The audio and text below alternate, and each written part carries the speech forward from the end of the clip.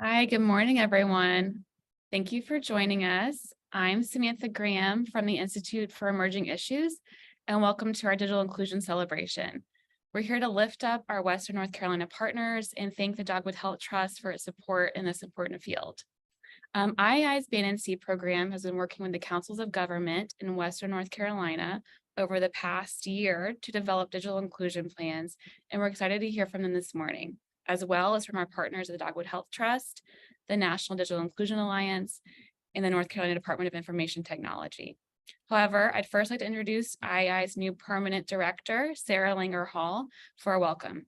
As Sarah introduces who we are, we would love for you to introduce yourself in the chat. Please add in your name and county and how you've been involved in digital inclusion planning. Thank you, Sarah. Yes, well, again, welcome everyone. It's so glad to see everyone on a Thursday morning. So I've been asked just to share a little bit about who we are and introduce the BNNC program, which many of you are already familiar with. So let's begin with the Institute for Emerging Issues. So we are a public policy organization housed at NC State, and we serve as a nonpartisan connector, bringing North Carolinians together across sectors, regions, and perspectives to collaborate on finding solutions to our state's most critical policy issues. Our vision is a North Carolina where people connect and collaborate to build a vibrant and more prosperous future for all. And then this is an important point worth noting and sort of relevant to why we're here today. But at IEI, we tend to be generalists on a range of topics important to the state's economic competitiveness, but our sweet spot is as a convener organization, where we rely on people like you with experience and expertise to help us better understand the key issues and continually shape the work and share what we're learning with others. This is our 21st year serving North Carolina through our signature event. The Emerging Issues Forum precedes us by a couple of decades.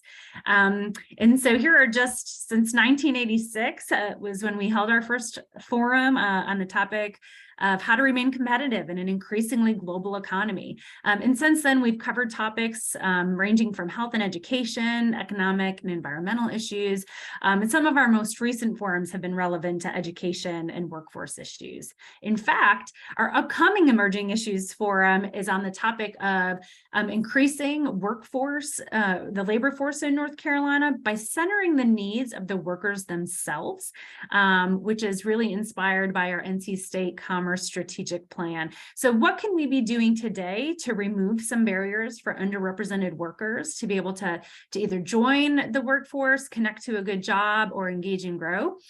So I hope you can join us on February 13th, where we will be taking a deeper dive, exploring some of those underrepresented groups. There's many we could have talked about. These aren't the only ones, but these are just 5 groups we've again wanted to take a deep dive on. Those include those with disability and neurodiversity, families with young children, justice involved, those who've been involved in the prison system as a defendant, opportunity youth, those who have been between ages of 16 and 24 that aren't in an educational program or they're not in the workforce, and then our transitioning military members and their families. We'll also be exploring some of those interconnected groups like older workers, bilingual, bicultural workers, and those that live in rural communities. And broadband will actually be a theme specifically when it comes to that, as you can imagine. So I hope you all can join us. We'll be there February 13th. And again, there are some scholarships available for attendance if you know of someone who might be interested, but for whom cost might be a barrier to attending. So do let me know if you've got any questions about that.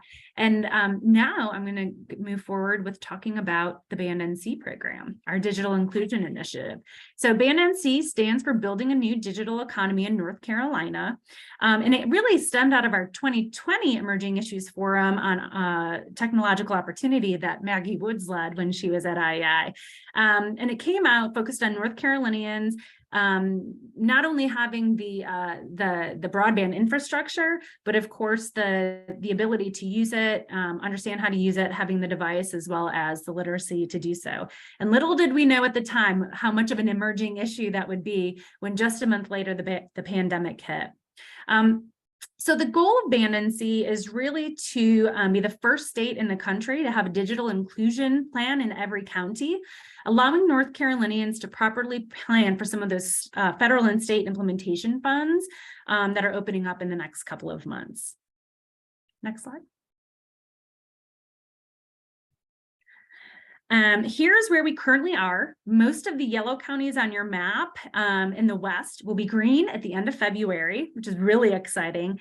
And many of the white counties that are in the east will be yellow to green over the next year. Next slide. Of course, we couldn't do it without our many, many funders, including the Dogwood Health Trust, State Employees Credit Union Foundation, the John M. Belk Endowment, and many, many others.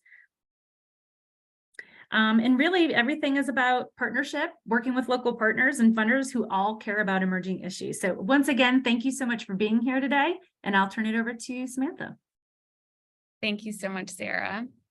Well, we have an exciting agenda for this morning, starting with Sarah Thompson from the Dogwood Health Trust to learn more about their commitment to digital inclusion and upcoming priorities. We'll then hear from Paulo Balboa, who will share updates from the National Digital Inclusion Alliance, and then Maggie Woods will share from the North Carolina Department of Information Technology. We'll then hear from the COGS with a Q&A style presentation on opportunities and challenges they've encountered during their planning process. And the last bit of the morning will be spent learning from a panel of digital inclusion practitioners from across North Carolina, who will share best practices and lessons learned for planning sustainability and implementation projects. If you have questions during any of the presentations, please put them in the chat, and we'll be sure to answer them either right after the presentation or at the end of the agenda. Before we hear from Dogwood, I'd first like to share a few place-setting definitions for digital inclusion, why we're here today, what we're trying to address. So these are borrowed from the National Digital Inclusion Alliance, so thank you, Paulo, and your group. So what is a digital divide? The divide is the gap between those who have affordable access, skills, and support to effectively engage online and those who do not. As technology evolves, digital inclusion prevents equal participation and opportunity in all parts of life. We especially saw this during COVID when everything moved online, and it really brought everyone's attention to this important issue. Next slide. What is digital equity? Access plus adoption equals equity.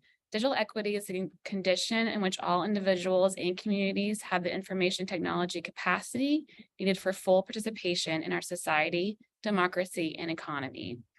It's important to note the use of equity versus equality. When we use the word equity, we accurately acknowledge the systematic barriers that must be dismantled before we can achieve equality for all. Next slide. So what is digital inclusion? What are we planning for? Digital inclusion is access to affordable high-speed internet. It means having a device that meets the needs of the user. It's having the digital skills to use the internet and device. We use the term digital literacy to describe this. It's having quality technical support to use the device and the internet. And it's to have the applications and online content that's designed for the user. All right. Now that we've got those out of the way, our first speaker is Sarah Thompson, Vice President of Economic Impact of the Dogwood Health Trust. In this role, Sarah is responsible for the visioning, development, and implementation of ambitious economic impact strategies that will increase pathways to high quality and more equitable employment opportunities for Western North Carolinians. She also leads efforts to increase support for micro and small business opportunities for under-resourced and marginalized communities. Welcome, Sarah. Thank you. Good morning, everyone. It's a pleasure to be here this morning. Prior to coming to Dogwood in 2021, I worked for the Southwestern Commission, which is one of the state's regional councils of government. So COGS are my people, and I understand the important role that they play in regional development. As COGS coordinate community and economic development efforts with the local governments they serve, we started to realize many years ago now that broadband or lack thereof was going to pose major problems for our communities that weren't connected. And I so appreciate the work that the COGS continue to do on this issue, because in rural regions like ours in Western North Carolina, where local governments have a small tax base and therefore less staff capacity, these big complicated issues are really difficult to address. So thank you, COGS, for helping your communities coordinate, plan, learn, and move this issue forward year after year. So now in 2023, 3 years into the global pandemic that shifted many of our life patterns and moved things like doctor's appointments and school online, this issue is more urgent than ever. In addition to the need for access to the internet for health and education, technology is advancing rapidly in all sectors, providing app-based solutions to many human needs. Simple things like being able to go online to see your grandchildren that live hundreds of miles away, which reduces the isolation that many senior citizens face, which is very bad for their health. For the entrepreneur, there are a multitude of apps and technical assistance that can be accessed online, making small business ownership and income possible and accessible for more and more people in an era when the ability to create one's own job or earn supplemental income is essential. The need for broadband intersects with everything the Dogwood Health Trust is focused on, all of the social determinants of health. The social determinants of health are all of the things outside of the care that you receive at your doctor's office that contribute to your overall health. So because you have stable housing, you're able to hold down a job. Because you have a job, you're able to earn and support yourself and your family. Because you have housing and employment, you seek healthcare when you're sick, and your children have the stability and nutrition at home that allows them to thrive at school. And when any of these conditions are out of balance in a person's life, the individual and the family suffer. So our Dogwood's 4 strategic priority areas are education, housing, health and wellness, and economic opportunity. And there are technology applications and innovative solutions for all of today's problems and opportunities. And the sophistication of these technologies will only continue to increase and evolve. So without affordable broadband, the knowledge of how to use it and the devices on which to access it, people and communities will experience poor economic, education, and health outcomes. And the people and communities in Western North Carolina will fall behind in our nation's progress if we don't continue to work towards solutions to this issue. So we were, as you can imagine, very happy to support IEI's efforts to create these digital inclusion plans in all of the 18 counties that Dogwood serves. And we're really excited to see the creative projects that are implemented upon creation or completion of the plans. Outside of this grant that we made to IEI, we've also made a handful of smaller grants for things such as device refurbishment and distribution to low-income families. There was a telehealth project that we funded in collaboration with the Appalachian Regional Commission. We've assisted with some small Wi-Fi projects. And we have broadband grant opportunities currently listed in both cycles of funding this year. So if you want to access information about those cycles, you can find them on our website, dht.org, Dogwood Health Trust. And if you want to talk about what we can fund, just reach out to me. I'm happy to chat about it. I fully acknowledge that no one entity has all the solutions to this problem. And for us to better program our funding, I need to hear from you all. I need to hear about the creative solutions that are happening and learn about them. So please, let's continue to build this network of folks working on this issue.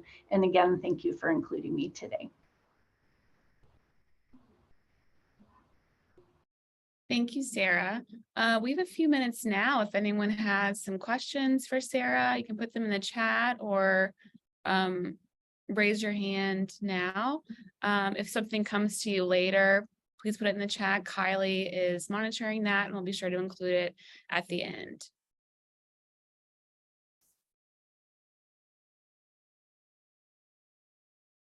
Okay. Next up, we have Paulo Balboa from the National Digital Inclusion Alliance. Paulo joined the NDI team in summer 2020. He began his career in public library education and outreach in 2013, first in Cleveland and most recently at the New York Public Library. He has worked with the Mozilla Foundation and a cohort of practitioners and advocates to develop a web literacy toolkit, and he has served as a panelist on the American Library Association annual conference to discuss digital literacy. Welcome, Paolo. Thanks for the intro, Sam. I have a short presentation that I'd like to share with you all today.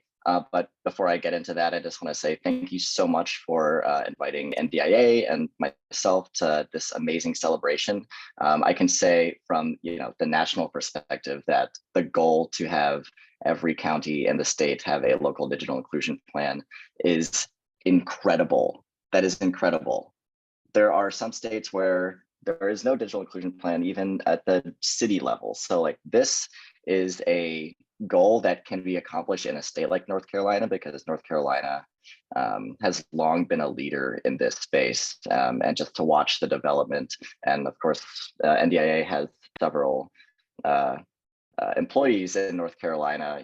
Just to watch the development happening in North Carolina is simply incredible. And my plaudits to you all and congratulations on the celebration today. I'll just get into my screen share here, and then I'm going to do the awkward thing where I ask, can you guys see this? Yes. Yes. Awesome.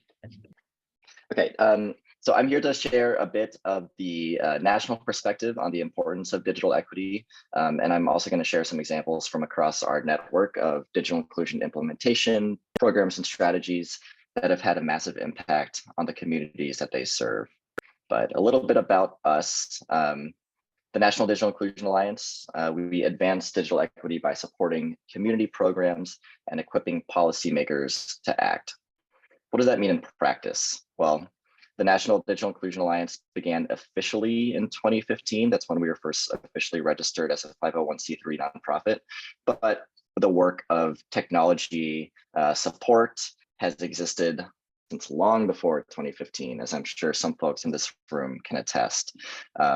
We really see ourselves as a convener for organizations like yours who are approaching digital inclusion and digital equity and supporting community programs for the folks that you serve, and also designing policies that will improve those programs and make those programs more sustainable. Our network has ballooned to over 1,100 affiliates. In Sam's intro to me, I joined in 2020. When I joined in 2020, well, 2.5 years ago, that number was 250 affiliates. We have, so whatever the math is on that, we've multiplied by 5+ in 2.5 years. And of course, I think that the COVID-19 pandemic really shone a light on the importance of digital equity in local communities. We're in 48 states plus territories, and we also have included 12 tribal entities into our community.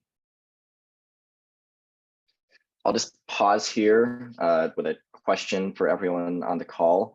Now that you've heard a little bit about us, I'd like you to answer this question in the chat. The question goes, if everyone had free access to fast and reliable internet, would that solve the digital divide?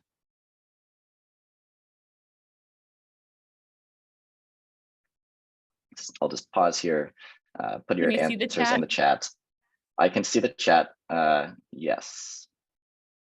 Let's see here, okay.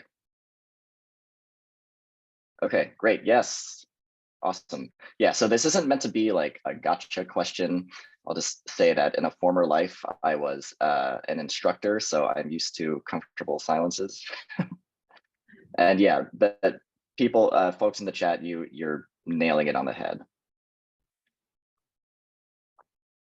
So the short answer is no, but why? We need holistic digital inclusion implementation programs and policies. The digital divide can't and won't be solved simply by giving everyone access to free and reliable internet, as folks in the chat have highlighted. Our work in digital inclusion exists on a spectrum where the programs that we implement and the policies that we advocate for address the needs of our communities in a holistic way. So that means programming and policies that include all of the elements of digital inclusion, not just one.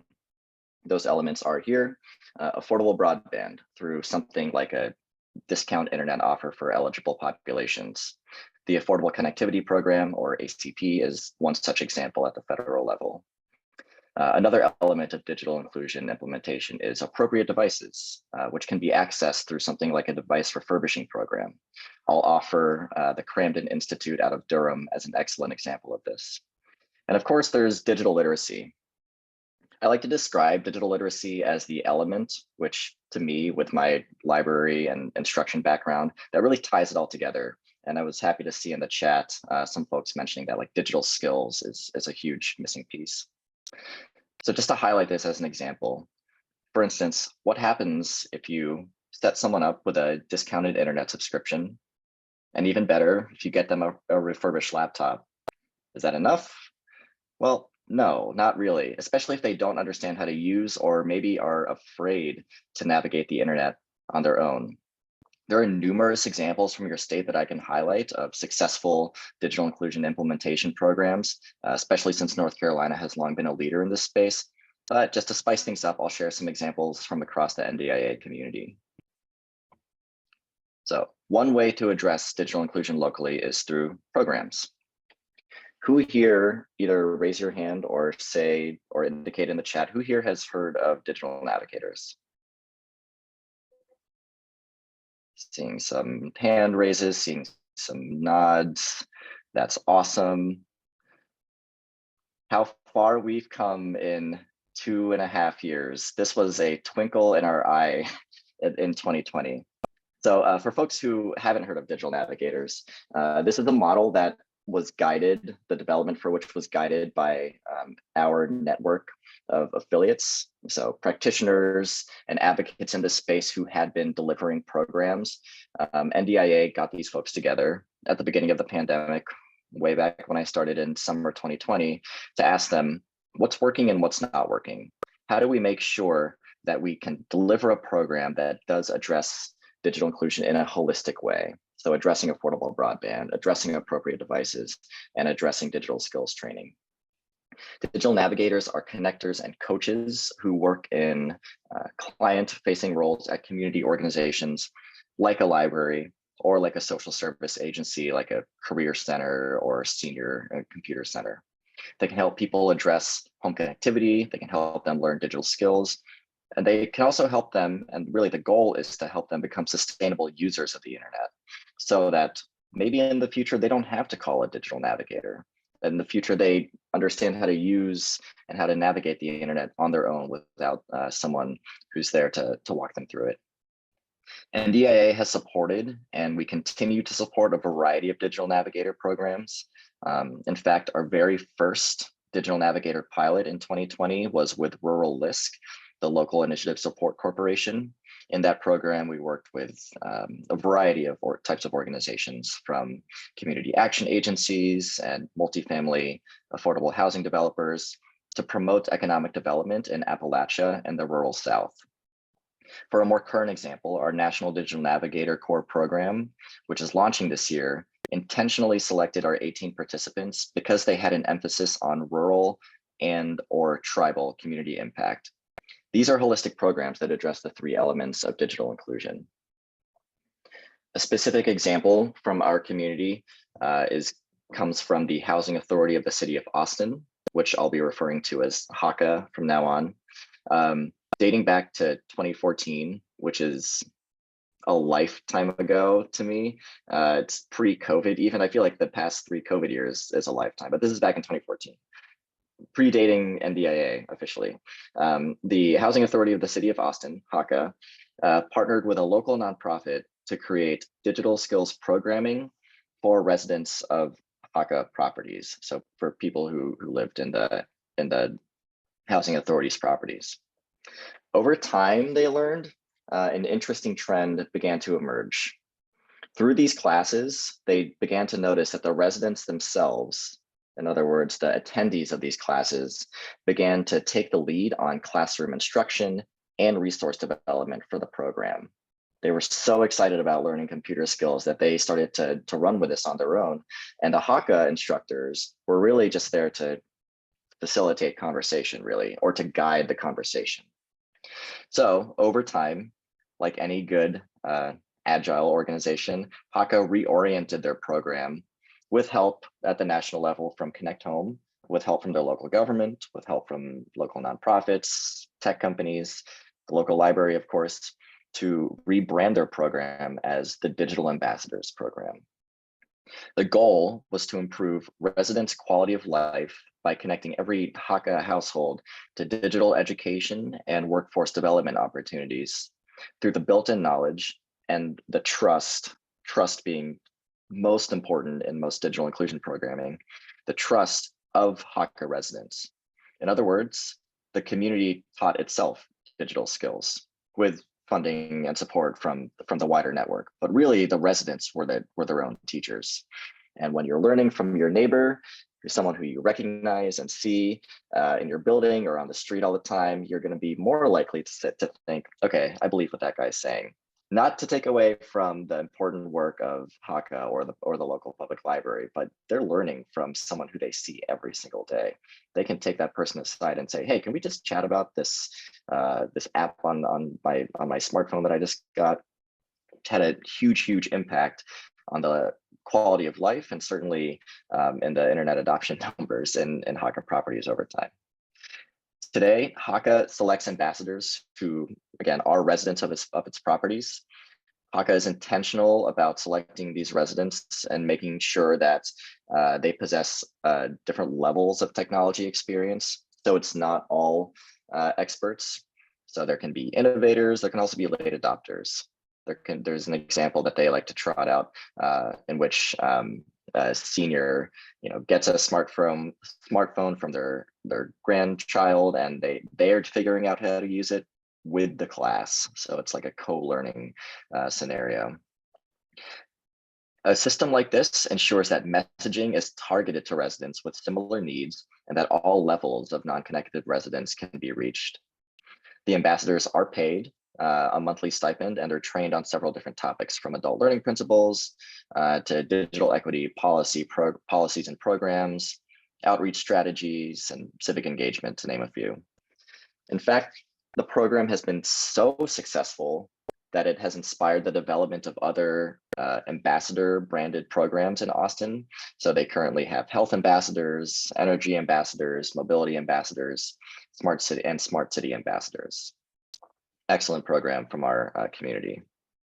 Another example for implementing digital inclusion more broadly that I'd like to talk about very briefly is through coalition work.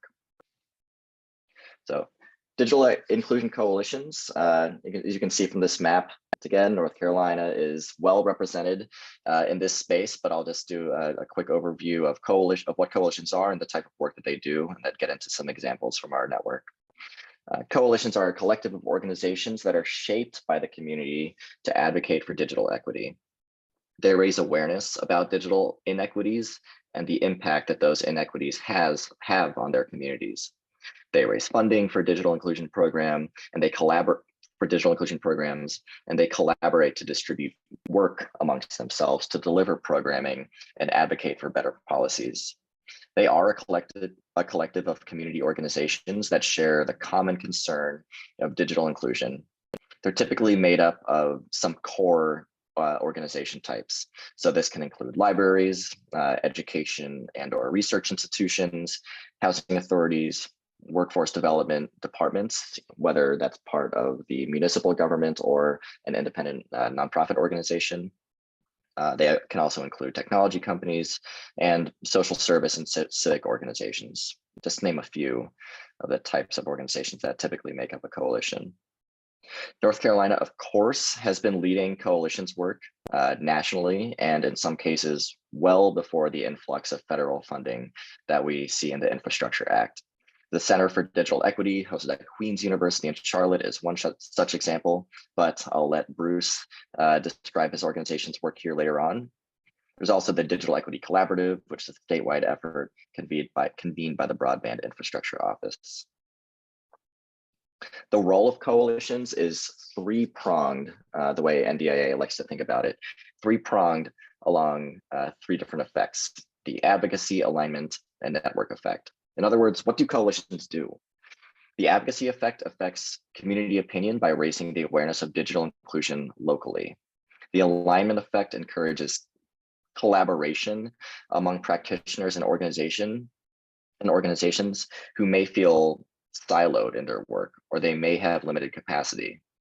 In other words, that one person at the local library, for instance, who is the only person they think who is thinking about digital inclusion, and they feel like they're working alone. A coalition provides them with that support network to learn from and understand that there is a larger community of practice for their work.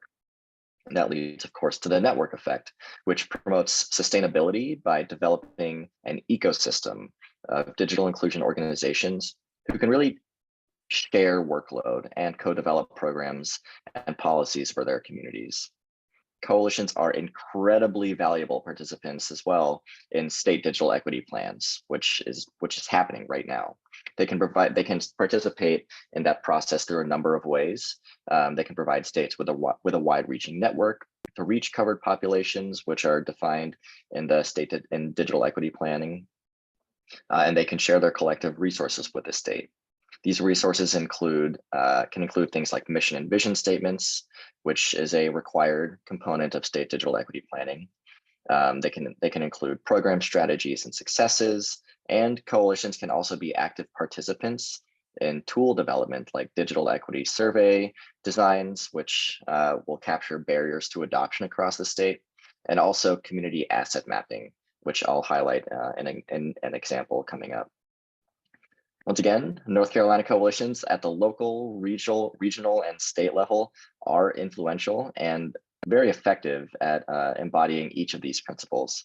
But I'll share an example of coalition work from elsewhere to talk about an example of a coalition that has had a huge impact on its community.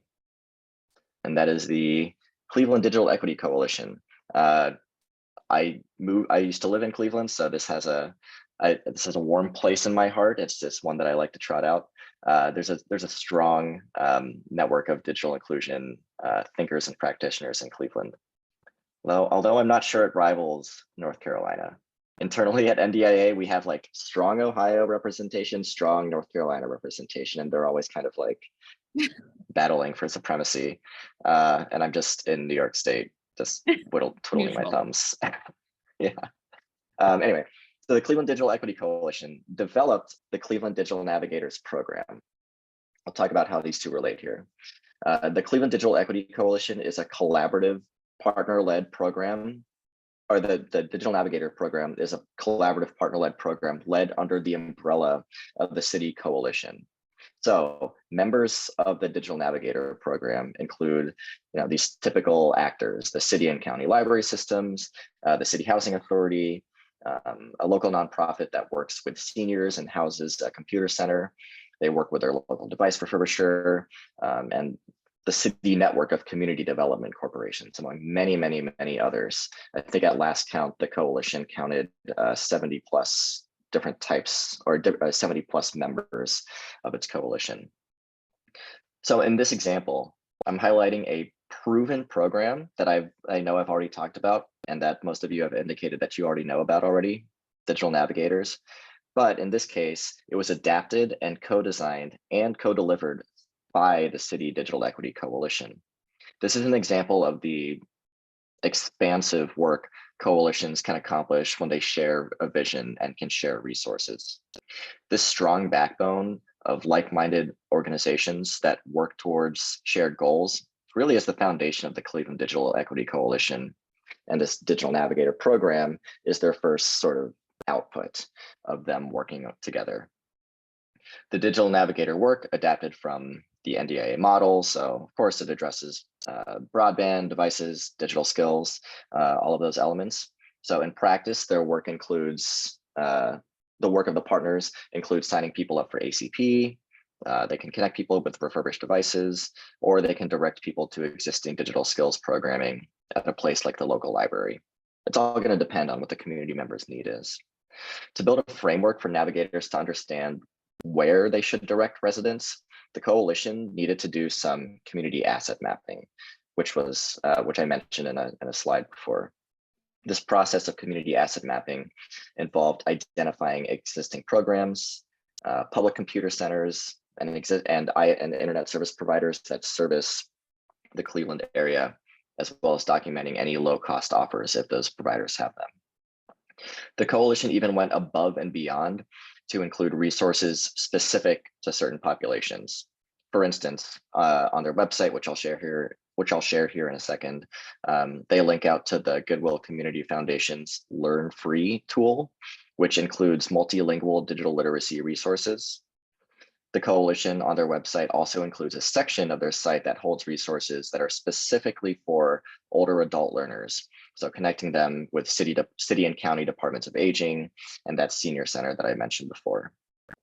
All of this work around asset mapping resulted in the creation of the Digital Navigator website for Cleveland, which really acts as a user-friendly portal for all of the information they gather. So in other words, this practice of community asset mapping, which functionally looks like a spreadsheet for them, was put together into a nice public-facing, easily accessible portal that anyone can use and access. So I'm nearing the end of my presentation. I think I'm on time. And I know I've highlighted a lot of examples right now for which you may be thinking might be useful to have some links for all of this stuff that Paulo is describing. So hopefully, oh boy, sorry for the text block. I swear that those are all individual links. I can also follow up with folks from BAND to have these links sent out individually. But these are just some resources that highlight that complement the examples that I've highlighted. You'll find in there the State Digital Equity Plan Toolkit, which includes several useful templates for local digital inclusion planning. There's also a link to the Digital Navigator page. There's a link to our Coalition Guidebook. Just a quick plug for the Coalition Guidebook. We are hosting a webinar on February 13th. For the larger NDIA community to learn about coalitions. And then there's also specific links for each of those programs that I described. The last link that you'll see in the chat is a link to join our community. We'd love for you to join if you haven't already. There are 3 ways for you to join. You can become an affiliate or a friend, depending on your organization type. The cool thing is that both are free. So you get access to our newsletter, our listserv, and our community calls, which is really where a lot of this conversation is currently happening. Myself and my colleagues at NDIA are always looking to pinpoint trends or develop resources based on what our community is talking about and what the current needs are. So if you want to stay up to date with what's going on, either locally or nationally, I invite you to join. So I think that is it. Yeah. Thank you so much, Paulo. And we will include all those links in our follow-up. So Karen Sanders has a question for you. Can you briefly talk about how much of a stipend are paid to the digital navigators in Austin? Yes, so it's in that link here. I don't know off the top of my head, but I think it includes their housing costs. Like their housing costs are effectively paid for, and then some, to include a bit of their labor. But I don't want to answer off the top of my head since I'm not sure of the number. But it's the link that starts with the HUD exchange a little higher up. Sorry, I don't have that specific. Okay, we'll include that in our follow-up. Nicholas Stewart, do you have a question?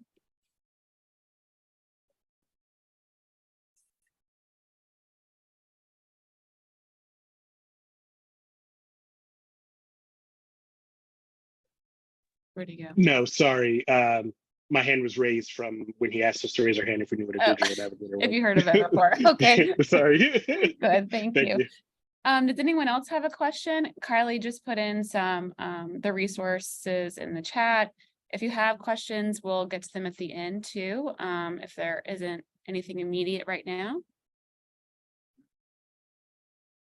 Okay, well, thank you so much, Paulo. Thanks. Maggie Woods is up next. Maggie is the Digital Equity Manager for the state of North Carolina's Office of Digital Equity and Literacy at the Department of Information Technology.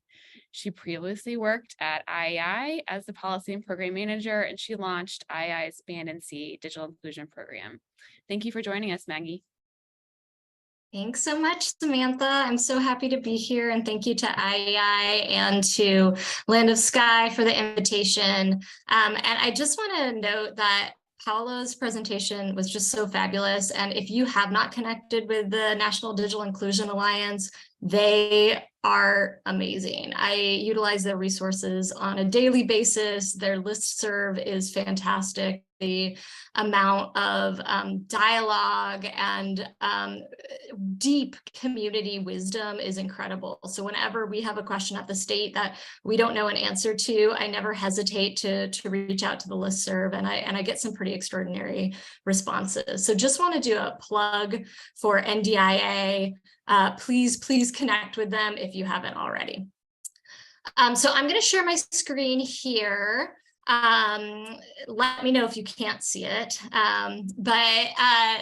So today I'm going to talk a little bit about who we are in the Office of Digital Equity and Literacy, what our state goals are, and then talk about an upcoming digital equity grant program that I think be really interesting to many of you. And then I'll talk about our state digital equity planning process and specifically how we intend to incorporate local digital equity plans and local digital inclusion plans into the process, which is going to be so important, not only to work at the state, but to ensuring that we're integrating all of your community priorities into our priorities at the state. But I do just want to orient you to who we are, because we are a new division, we're a new office. So we are a part of the Department of Information Technology, which is a cabinet level agency. And we're in the brand new division called the Division on Broadband and Digital Equity. The division has two offices. It has our sister office, the Broadband Infrastructure Office, and they're the office whose goal is to ensure that there is high-speed internet to every household, every business in North Carolina. You have likely engaged with them in some capacity previously. Our office is brand new, the Office of Digital Equity and Literacy, and we are focused on all of those other elements of the digital divide that I think Samantha and Paolo did such a good job talking about. And I have to say my heart swelled when Paolo asked about, if we had affordable high-speed internet for everyone, would this solve the digital divide? And there was a resounding no. Just even a couple years ago, that was not the answer we were receiving. And depending on who you talk to, you still might not receive that answer. But the understanding of why these other elements of the digital divide, why digital literacy training, why access to devices and technical assistance and ensuring that online content is usable, that is being understood as really key elements of this is so important. So that's what I'm focused on a daily basis. Wanted to share this. I know many of you have seen this before, but wanted to share what our state goals are when it comes to closing the digital divide.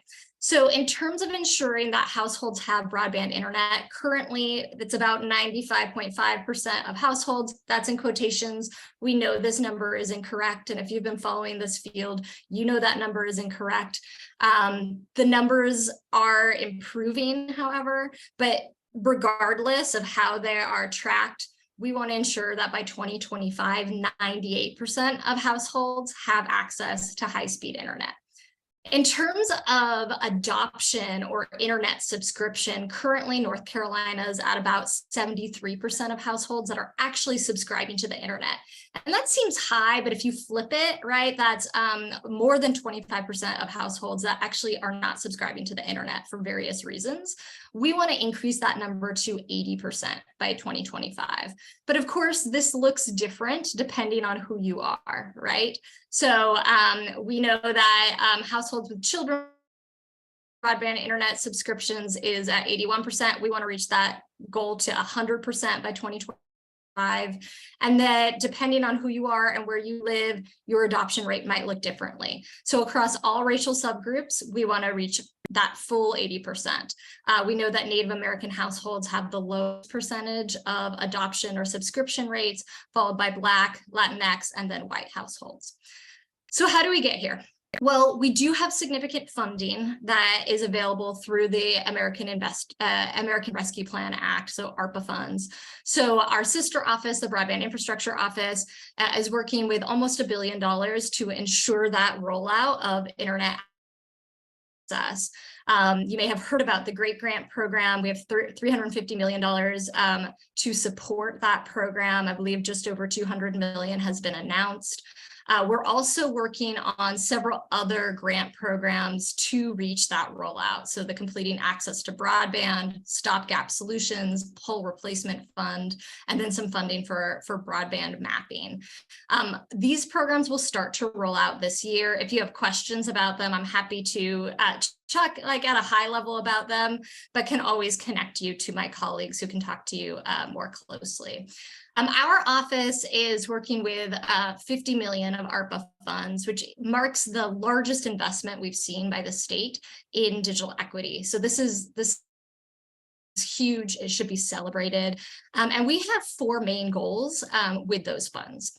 The first is to focus on the affordability of internet, and the mechanism that we're doing that with is through the Affordable Connectivity Program. So this is that federal program that reduces the cost of internet by $30 a month for federal households. So we are targeting households that are eligible across the state to ensure that they know about the program and can enroll in the program. We're also looking to increase access to devices for households who need them. We know that we have about 468,000 households that lack a home internet computer or a home computer or laptop, and we want to fix that. And then we are being really intentional about increasing access to high quality digital literacy and digital skills training. Some of that through digital navigation programs like Paolo mentioned, but ensuring that people have the skills not only to use a computer at a basic level, but to be able to move up the workforce pipeline with the digital skills that they need. And then finally, we're working to build local digital equity capacity. So that means supporting you and the work that you're doing in your community so that you can best meet the needs that your community has when it comes to the digital divide. So one of the ways that we are doing this is through a digital equity grant program. So this is the first grant program of its kind in the state. It has 2 rounds. The first launched this past fall. It was a $10 million round that was focused on large scalable programs that support the entire state or a region. So eligible entities in this round were universities, community colleges, and state agencies. Like last week, I think it was January 18th, I've lost track of time. We did announce the 8 state government agency projects, and I'll be sure to drop a link into the chat so you can read about them. I will say IEI was one of those recipients, and they will be working on expanding digital inclusion plans across the state. So continuing to help support county and regions that want to develop digital inclusion plans. The next round is the round that I want to spend a little bit of time on today to ensure that you know about it and I can answer questions about it. This is our Digital Champion Grant Program. It's a $14 million grant program with a goal of building capacity to develop or expand digital equity programs in communities across the state. So develop or expand the work that you are already doing. This will launch within the next month or so. And I want to walk through kind of the grant guidelines. I will say these are still draft guidelines, so you're getting kind of a sneak peek, but we're working on the finalization. So if the final looks a little different than this, you have been warned. But eligible entities will include local government. So this is town, city, county governments, as well as local libraries, K-12 school systems, nonprofit organizations, higher education institutions, as well as regional entities. So this includes councils of government and the League of Municipalities, County Commissioner Association, those sorts of regional entities. You will apply within each category, so you won't be competing with another category. So COGS won't be competing with local governments within their region. We thought that was really important. As we started talking about this early on, we got feedback about the worry of that kind of competition. Applicants can apply up to $400,000 per county. So if you are a COG that has 5 counties, you could apply for up to $2 million. You don't have to apply with a large regional effort, though. You could apply on behalf of your county. If you're on here as a nonprofit, you could apply for a hyper local grant as well, like focus very specifically on a part of your town or county. We do reserve the right to fund a portion of any grant application. We know that we have significant interest, and so we are trying to ensure geographic diversity of programs, diversity of who they're serving. So it is possible we would fund only part of an application. The funding term is for 3 years. The start date will be outlined once a contract is signed. So once that contract is signed, and the clock starts ticking, and you will have 3 years to implement the program. An application will be released this winter, like I said, and applicants will have 60 days to apply. I wanted to note grants can be used to implement digital inclusion plans. I know many of you are kind of on the cusp about to announce the finishing your digital inclusion plan, and you may have a very specific project that you think would be a really good fit for this, or it might be several projects and a kind of an amalgamation of what is coming out of the plan. But we do encourage you to apply to support the implementation of the work that have put so much time and energy and stakeholder engagement into. So for this grant program, and this was the same for the one that we launched this past fall, projects must prioritize one or more of the following groups. And I'll say that these groups align really closely with who we are also prioritizing for our own digital equity planning process, which I'll talk about in a moment. So these are low-income households, so households that are at 150% of the federal poverty level or below, individuals who primarily reside in a rural area, aging residents, incarcerated individuals or those who are justice involved, veterans, individuals with disabilities, individuals with a language barrier, including individuals who are English language learners or who have low levels of literacy, and individuals who are members of a racial or ethnic minority group. Okay, so I'm gonna shift here for just a moment. I do see a question in the chat, though, that I just want to note. Shelley asked, the $400,000 per county is for each eligible entity separately, or is that part combined? That is for each eligible entity separately. That's a great question, Shelley. Thanks for that. And I'll try to wrap up this next section. I just really have one more slide, and then we'll have about 5 minutes to take questions. So I'd be happy to take questions. I'll also note that our team is available to meet with you if you need. And I know that our amazing director, Annette Taylor, I think she's engaging in the chat. She's here today. Her and my colleague, Kaya Edwards, are available to support you throughout this process and provide technical assistance. I lied. I have 3 more slides, but I will try to go through them quickly. I did just want to mention that the state is engaging in our own digital equity planning process. And thank you to NDIA. These are NDIA slides. I told you they're an amazing resource, but they're very easy to understand slides. So the planning process is coming, the funding is coming from the Digital Equity Act, which was a federal act as a part of the Infrastructure Investment and Jobs Act. It's $2.75 billion nationally to support digital equity. So the largest investment at the national level that we've ever seen. And the first round of funding is to support planning efforts. So all 50 states and all US territories are currently embarked in digital equity planning. So we received $1.4 million from that 60 million total for the nationally. Once we finish our planning efforts, then we will have the ability to apply for the state capacity grant program, which will allow us to implement the digital equity plan. Once we have applied those funds, then a national competitive grant program will open up that will be open to all of you on the call to apply to. So that will be a national competitive program. So our goal from our office is to make as many North Carolina governments, nonprofits, education institutions competitive for that national competitive grant program. This is just a quick timeline.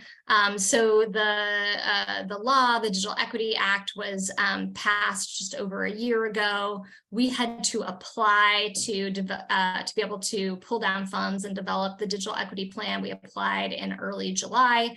We found out in October that we did indeed receive the funds. And so our timeline started. And so we're well into the planning process.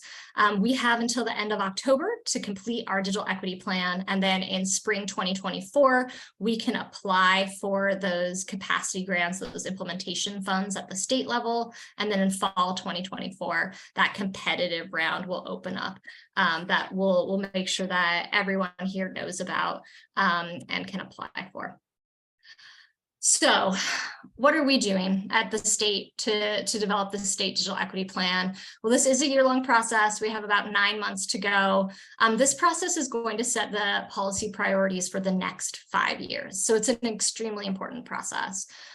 We are hosting listening sessions with specific priority populations. Those priority populations are listed below. Spoiler alert, they are almost in perfect alignment with the priority populations of the Digital Equity Grant Program. We will also be coming to you. We will be doing regional convenings based on North Carolina's 8 prosperity zones. Those will be happening starting within the next couple months. So we'll be sure that you have communication around that. We highly encourage you to participate in those. You have significant knowledge of the needs, of the barriers that your communities have to digital equity. We'll also be deploying at least one digital equity survey, potentially several, as a complement to the qualitative data that we're collecting through these listening sessions and regional convenings. And we'll be developing a real baseline of data on what are the digital equity barriers for each of these priority populations, as well as the general population. As a part of this data baseline, we are working with a researcher to develop profiles, so data profiles at the county level, but also at the regional level, to identify what are the key digital equity needs in each council of government region. So we are developing them for the 16 COG regions. They should be available within the next month or so, and we will make sure that you know that they're available and that you can use them as you talk to leaders in your community, as you talk to residents.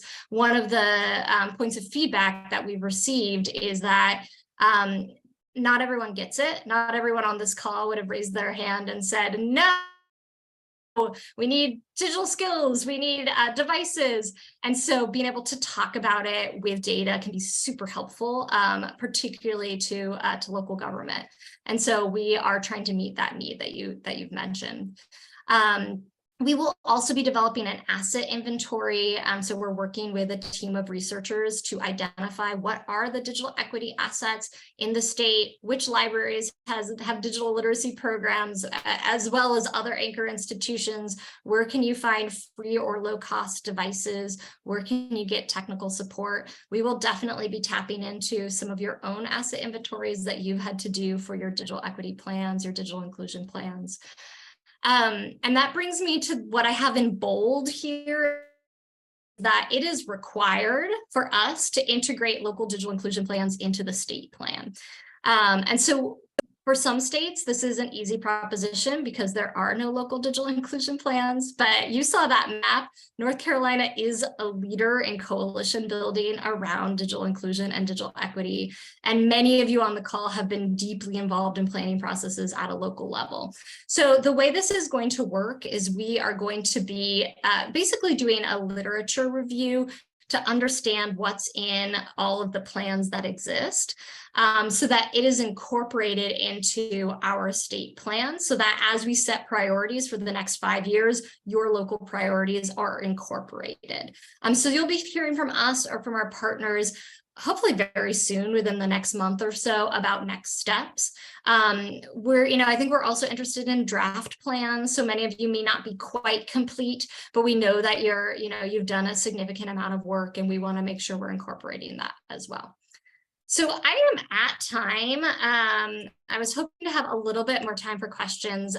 You can always reach out to me or anyone in our office if you do have questions. But it's just been such a delight to be here today. And I thank you all so much for your time. Thank you, Maggie. And for everything you're doing. Do you want to go ahead and address Bill's question in the chat? Let me pull it up. Yes, Maggie, I understand that there is a lot of planning underway. However, the issue seems to be implementation. Will you walk us through an example of how you see grants being the catalyst for implementing plans? I know you need to be rather broad in your answer, but your thinking would be helpful. Yeah, I think so. There are many ways that these grants can help with implementation. The idea is that the work that you are doing on the ground, these plans shouldn't just be sitting on a website somewhere, right, for people to go to. Is that the idea is that this is making change on the ground. So my suggestion would be to carve out like, what are your top priorities coming out of the planning process? What does that look like? Who are the partners that need to be involved? So maybe that is deploying a device lending program within your county. So who needs to be a part of that? Is that something you run through the library? Is it something that's run through a local nonprofit? Is it something that the county can do? Or perhaps it's you need to ensure that there is somebody thinking about digital inclusion in your county and working to implement the plan they need to wake up every single day thinking about that. That is their job. So can you create a position that's at the COG level, at the county level, at your town or city level? This funding can support, purchasing people, essentially paying for people, right? So that could certainly be something. Paolo mentioned digital navigator programs. This could be something that maybe one of the priorities coming out of your plan is to ensure that people know how to access low-cost internet, that they know how to access free or low-cost devices. And so in investing in a digital navigator program, that as a standalone project, that could be something that you apply for as well. Bill, does that answer your question? Yes, it's just the observation of mine coming here from other states that North Carolina does a great job of planning, but when it gets to the point of absolutely implementing something, the funds are so restricted. So here's an opportunity, and I just hope there's flexibility. So for example, in Buncombe County, there is no facility that refurbishes laptops or anything right now. So we don't know exactly who to bring to the table, and then we need some funding to assist with that. So I think that's kind of repeated in a lot of counties. So what we really need, in my opinion, is not just planning help, but the implementation to hire those people, like you mentioned, at the COG to do something locally. So we're excited about that. And while I'm talking, I can't resist the opportunity to put a plug in. If you want the universities to be involved, we probably need some flexibility from the 60 days because each university has their own grant writing procedure and committees to review the grants, and et cetera. So just keep that in mind. That may not apply to NC State. I don't know. I appreciate that.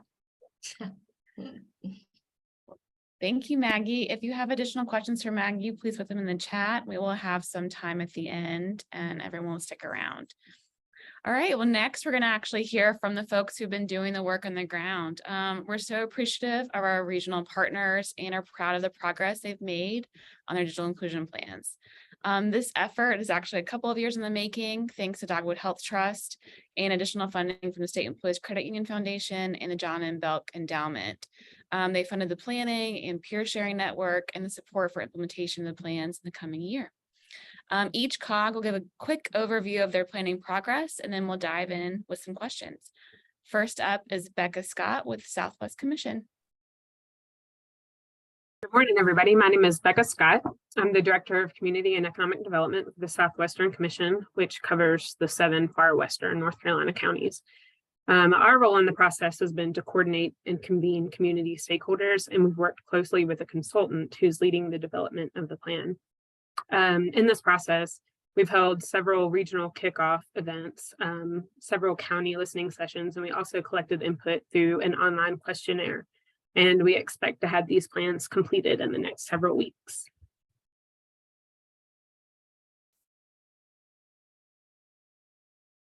Thank you. Thank you, Becca. All right, next up, we have Alan from Foothills.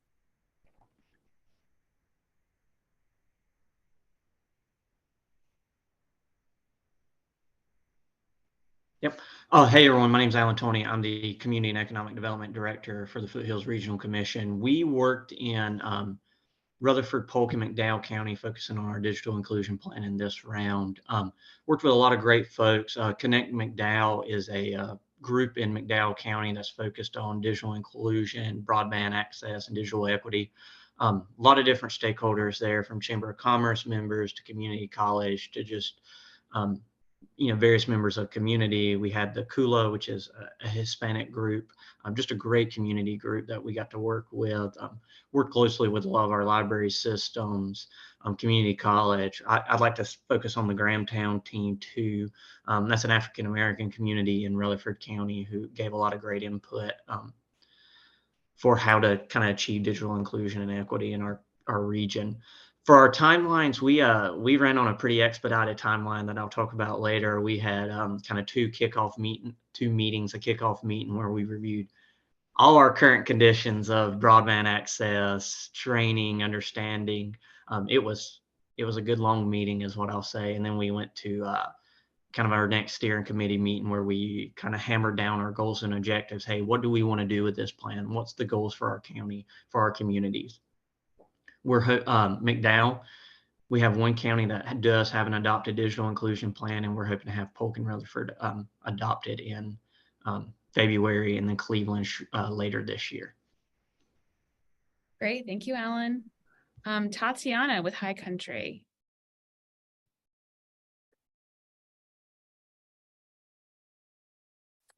Hi, everyone. My name is Tatiana. I'm here based in Boone, North Carolina. I'm a GIS tech and a regional planner with the High Country COG. So we're kind of in a unique position where our 7 counties are split between Dogwood Health Trust and SECU. So we cover Allegheny, Ashe, Avery, Mitchell, Watauga, Wilkes, and Yancey. So I kind of try to divide them by the color. And then in the next page, I've also got a map in case you're not familiar with the geographic area. But as a result of us having Dogwood and SECU counties, we also wanted to have 2 kickoff meetings just because of the larger geographic area. So we had one at the COG office and another one at Mayland Community College. And during those kickoff meetings, we had sort of an interactive mind mapping activity where all of the attendants were able to sort of speak with one another and write down on sort of a large poster board, essentially, of who else should be involved in the conversations. And as a result of that activity, after the kickoff meetings, I spent the past couple of months, honestly, traveling across the High Country and speaking one-on-one with the people listed on this slide. And that wasn't everyone either. I kind of reached out to other, I spoke with Kenny Sharon, some people at Reconnecting Reentry in Asheville, and to sort of get a broader idea. But I just wanted to list people that were specific in the High Country region. I'm leading this effort along with Phil True at the High Country COG. We're currently in writing the planning process and then going to sort of tidy it all up into a nice looking plan to bring to county elected officials in the following month to look over the needs section and adjust it as needed, and hopefully get the plans formally adopted in mid-March. Thank you, Tatiana. Next, we have Duncan with Western Piedmont. All right, thank you. We basically have held several meetings with our partners. Of course, our county governments are the big partners here, but when we have held our stakeholder meetings, we've reached out to library systems, we've reached out to local nonprofit organizations. So we've cast a pretty wide net and who we're speaking with, just to make sure that we've got as much information as possible. Our plans right now, we have some 4 draft plans that are basically under review right now by each county, or will soon be under review by each county. And so we're gathering a little bit more input there so that we can bring them to the elected officials a little bit later on for their approval. So we're looking for these plans to be approved relatively soon. But, you know, we've had great stakeholder engagement, you know, lots of good ideas, lots of potential projects going forward, and, you know, lots of information that I think when we gathered everybody in the room from all the different counties around the region, you know, to hear different people talk about some of the different programs that they have been really beneficial, you know, not just for developing these plans, but for everybody in attendance. So we had different counties talking to each other and different entities talking to each other. And that process, I think, was really kind of enlightening for everyone. Great. Thank you, Duncan. And last but not least is Sarah Nichols from Land of Sky. Hey, so I like to say our planning process in digital inclusion actually started when we started working in broadband, which was 2016. We had started with a big survey, and some of those survey questions included information about what people would use the internet for if they had it, or why they weren't subscribing, why they didn't have internet. That data kind of seeded for us this conversation on the front end that we had, and we don't ignore a number of unserved populations. They don't have the infrastructure in their community. It also helped us identify that there are other reasons people are not participating in having a connected lifestyle: affordability, knowing how to use the internet or its resources, having access to a device. So we kind of went through continuing to work in the infrastructure space, but calling this our broadband initiative. Our connectivity work brought us up to being in the Band NC's tech cohort. We went deeper into how to work in these populations. And we have a digital inclusion plan that we released in fall of 2021. We're currently working to update some of that because a lot has changed. But since starting this work, you can see some of our successes: $40 million in infrastructure funding, connecting 15,000 people, over $4 million in digital inclusion investment for a variety of different things. And our plan was a NATO award winner last year. Great. Thank you, Sarah. All right, now we're going to kind of delve a little bit deeper into what the experience has really been like to do these plans. Becca, could you share a favorite story about your region's digital inclusion progress so far, either a new partnership that formed or a project you've learned about? Yeah, I would love to do that. First, I want to thank IEI for their work in this area and your support with this project. And also want to thank Dogwood for their support in this project as well. My favorite thing about this project so far has been the excitement and the interest behind it.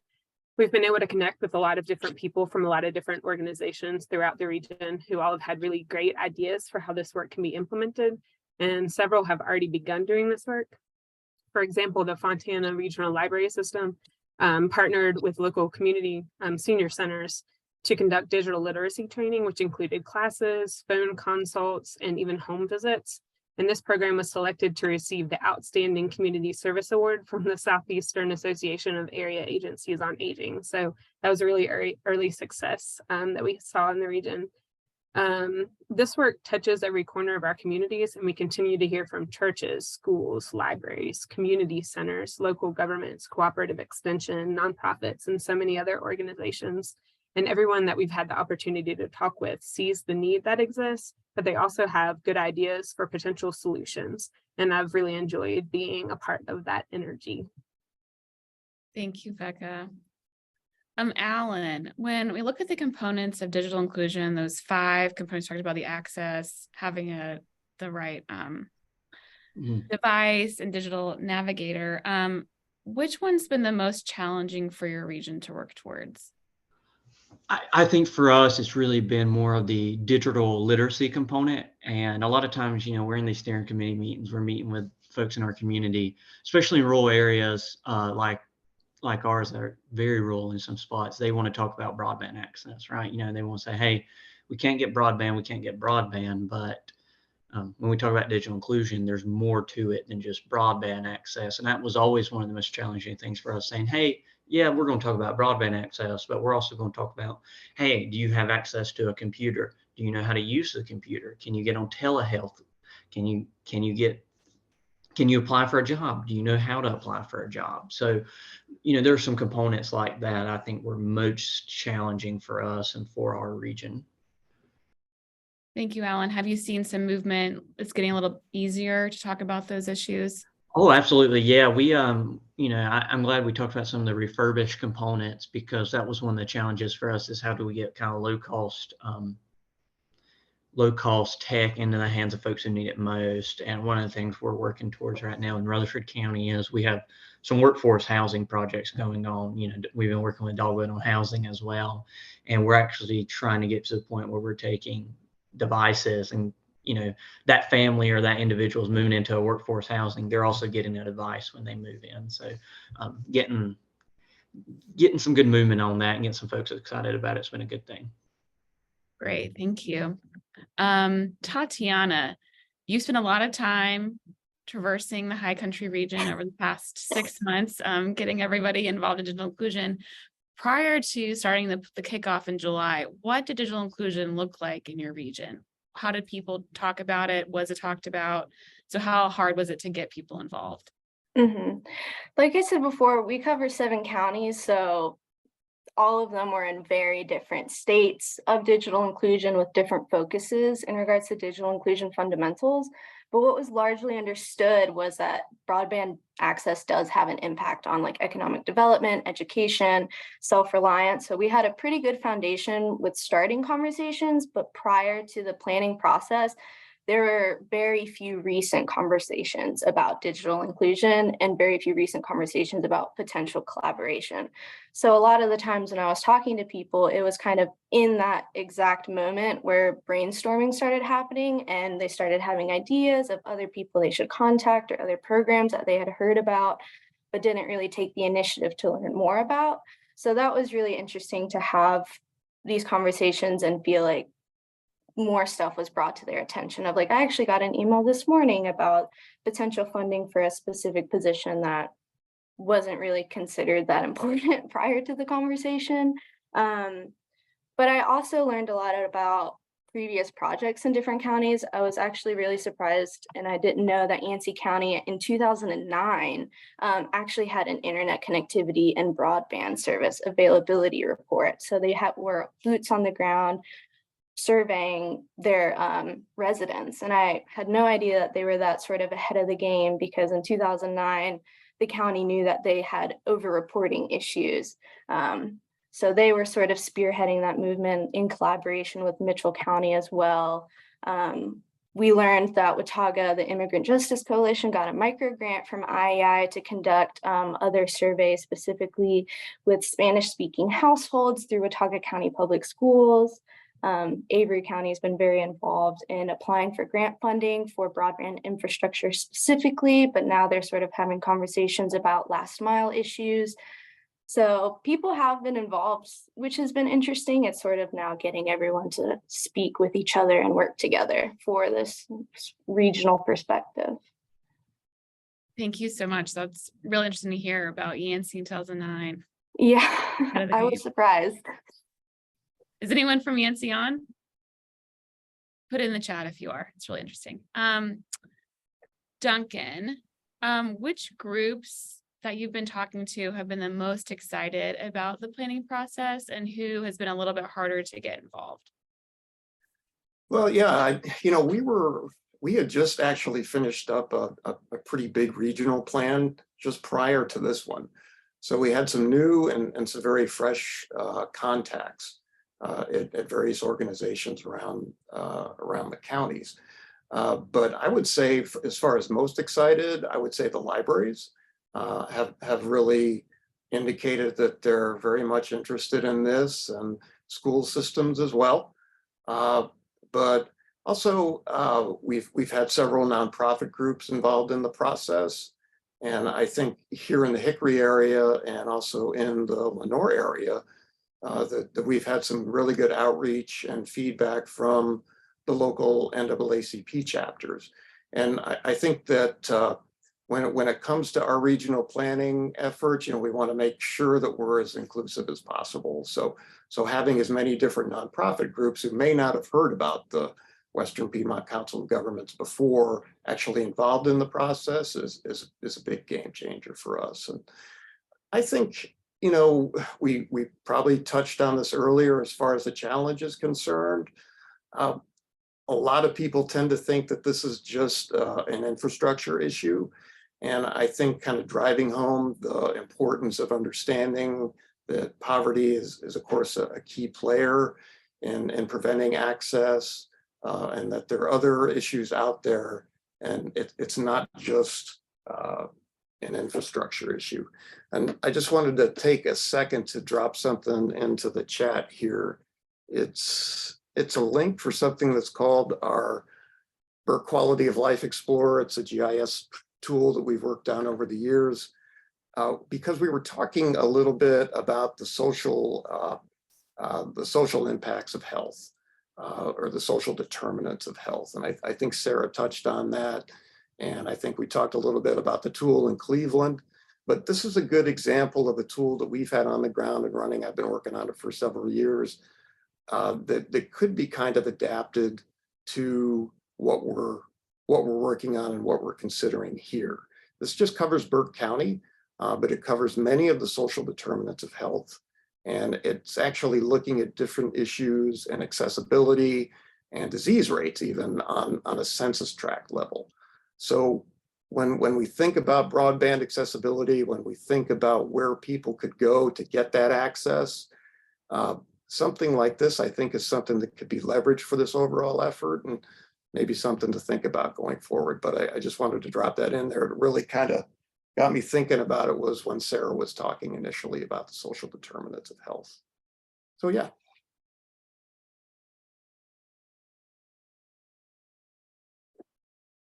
Oops, Sorry, muted. Thank you so much. We have time for just one quick last comment. I want to hear from Sarah Nichols. You've been doing this for a long time. And I just want to know, if you were to give a best practice to a region or a community just starting out in digital inclusion planning, what would you share? So first of all, COGS have planners. We have a broad reach of contacts. Sometimes we're generalists, just like I specified earlier. That's not a bad thing in this case, to not come in assuming that you know everything about this space.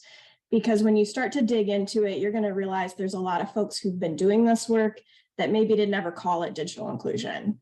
And maybe you'll realize quickly that that's not the best way for you to coin terms when you're trying to get this planning process off the ground, that leaving things a little more nebulous and then showcasing the work that is getting done could be a good first step. The state has an outstanding template for digital inclusion plan. They have set you up for success. So I would look at that. I would try to reach out to other COGs who've done this. There's a few across the state. if you want to go nationally, you could do some Google searches. NDIE is a great resource that has been looking at these plans in other places. Do a review, see what resonates with you. And then internally with your team, do the template, like use it as a first filter on who are these people, what are these projects, where are these places, so that, and pull data initially. So that is something COGS are good at. We can start to pull data so that when you have your kickoff or your initial conversations with leadership, you've done a little bit preliminary work. You're not coming into it saying, you know, we thought this was a good idea, we got money to do it, we're moving forward. Like, showcase that there is maybe a need or a reason to focus on the space. Lastly, use us. You know, there's lots of resources in the state and across the country, folks who've been working in this space. We have something in common that we want to see people in North Carolina get connected. Feel free to call me. Maggie and her team is excellent. The IEI team is great, and we're great conveners and connectors of resources and people who it's probably not their first time doing this.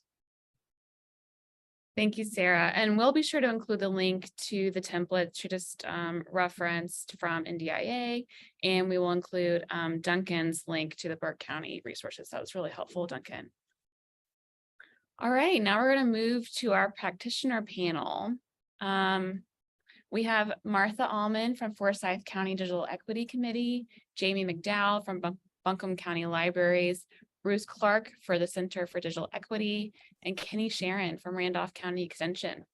Thank you for joining us this morning. I'm going to just call on each of you, and I would want you to describe your organization's digital planning process and how you got involved in digital equity. First up, Martha.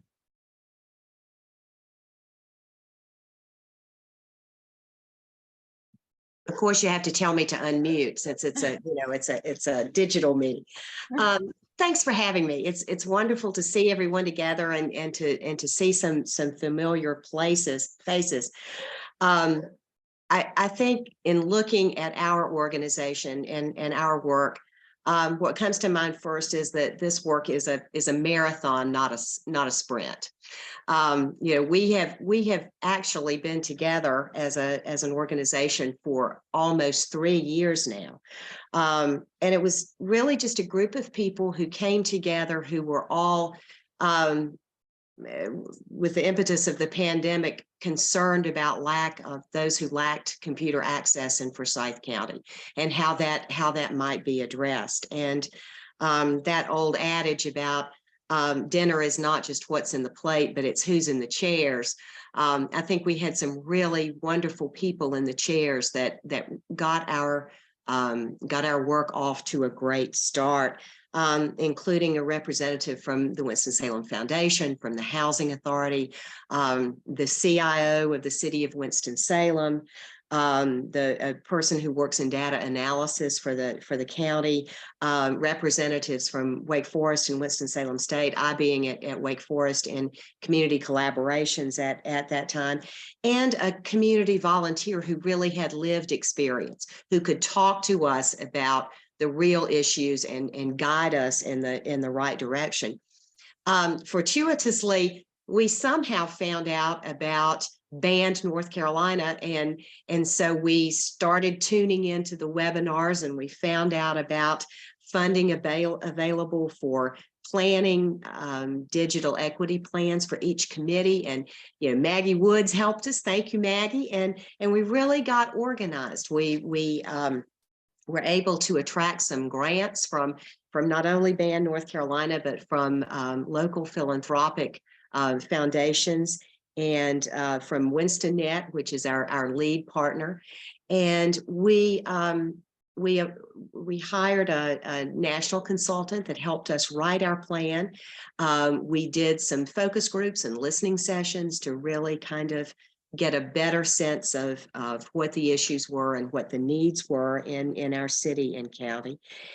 We expanded to a steering committee, which include all kinds of community players, including the library, local grassroots, neighborhood organizations, and the school system, others. So we had a lot of very knowledgeable folks at the table.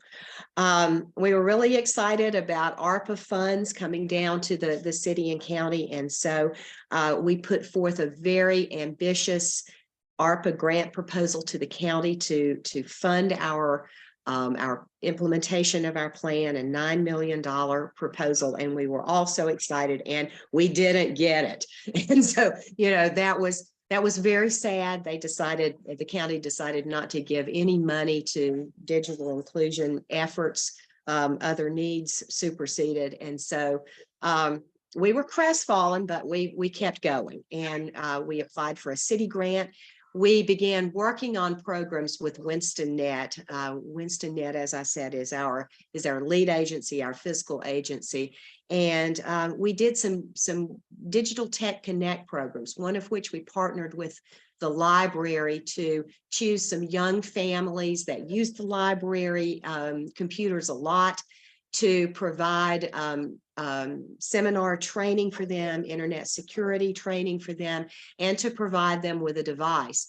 We also did an interesting program that partnering with our local community college, Forsyth Technical School, a program that paired older adults with young people, the young people training them how to use computers, and everyone got a free device at the end, thanks to a gift from AT&T. And so those were two really exciting programs that we actually felt like we were doing something. We were, providing, both devices and training. So that was exciting. We did apply for a city grant and also a grant from the Kate B. Reynolds Charitable Trust, and we have been awarded both of those. And so we have two very exciting pilot projects that we are now hiring managers for and really beginning to work on. One of which is through in our city recreation centers, building a CAM lab to teach young people how to do musical recording and engineering. And we have local music engineers and DJs and so forth that are coming in to train them. We're also upgrading technology in these targeted rec centers that we can provide training for internet security and special classes and advanced training and smart boards and things that we can replicate that throughout the city. So we're very excited about that. Our grant from the KBR Trust is to basically build our brand identity. So marketing digital equity and digital inclusion and what that all means, and how we can work to partner with different groups that have the same goal. So that's where we are today. So we're hopeful and excited and moving forward. Thank you, Martha. And Martha will be around after this panel if you have specific questions on her experience in Forsyth County. Next up, Kenny, you want to talk about where you're from and how you are involved in digital equity. Yes, thank you, Sam. Much like Martha's beginning story is Maggie Woods was involved in that. Randolph County Cooperative Extension applied for the Band NC grant and was accepted. This was right at the beginning of the pandemic. We used our funds, found some other money, used our funds for the most immediate need, which was devices for kids who had to suddenly find themselves at home doing remote learning. So we started there.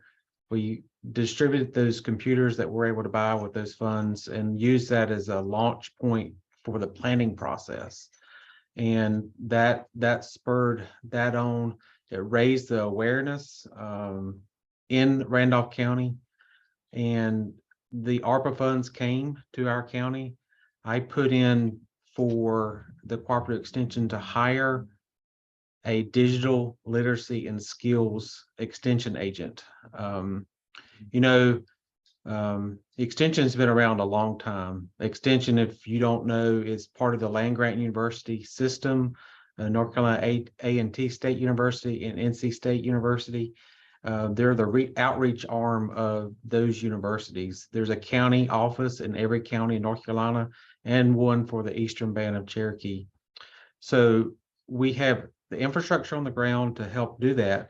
And back at the turn of the century, the onus on extension was to help modernize farming. There's a story about over in Hosky, North Carolina, where a young boy went to this training to learn how to increase the yields on corn. Well, that was the pressing issue then. How do we meet the world's food needs in our country and modernizing farming? Well, right in the center of this new technological advancement called internet connectivity and digital skills, we find ourselves again. So it's been my job and my passion to get Cooperative Extension to take on this new societal challenge. That's what Cooperative Extension does, is it helps the universities' outreach arms help society adjust to new advancements in technology in society as we move forward in that. So I'm county director in Randolph County in working with Randolph County, but I also have statewide responsibilities in working with broadband access and education as the coordinator for statewide efforts. We're working on possibility of funding to provide digital literacy and skills agents in counties in North Carolina. These agents, we're an educational institution. So we are focusing on the digital literacy and digital skills education, along with, of course, we'll help get people connected. That's just a thing that will happen along with these positions. But as an educational institution, we think where we can make the most impact is the digital literacy and digital skills education. I know there's many efforts out there to do digital literacy education, digital skills education, but the way I picture Cooperative Extension working with our 101 offices in the state is there's a resource for people to land. Cooperative Extension is the non-formal education entity in every county. So you don't have to be a college teacher at a community college. If your community is looking for a place for your educator to land, a system, talk to the Cooperative Extension County Director. If they don't know what you're talking about, have them call me. I find myself interpreting language a lot because this is a new field for Cooperative Extension. So I'm sort of a foreign language translator when it comes to the digital equity work in North Carolina. So that's sort of a summary and some of the things we're going, and I think we've got some more questions later. So I'll turn it back over to Sam. Thank you, Kenny. Jamie McDowell from Buncombe County. We'd like to hear from you. I just said where you're from, but if you could say what your job is and how you got involved in digital equity. Sure, yeah, hi. My name is Jamie and I am a librarian with the Buncombe County Public Library System. And I got involved in digital equity work with COVID. We shut our doors pretty rapidly. The schools in the community shut their doors pretty rapidly. And all of a sudden there was an immediate resource cutoff to our computers, to our internet access. And we were left wondering, what can we do? How can we serve the community? Grant opportunities started coming through pretty quickly. And I got connected with Sarah Nichols over at Land of Sky to work on a grant that was being administered by the state library. When we met with Sarah, we started thinking small. We were like, okay, let's get some hotspots, let's load them to students. And Sarah really quickly was able to help us kind of develop this idea into a much bigger picture idea. So we ended up writing a grant and getting a grant to purchase laptops and hotspots for loan for 4-week periods to anyone in the community with a library card. Our buildings were closed at this time. Our buildings were closed for several months, and schools were closed at this time. But our schools do already operate on a one-to-one with computers, and so we wanted to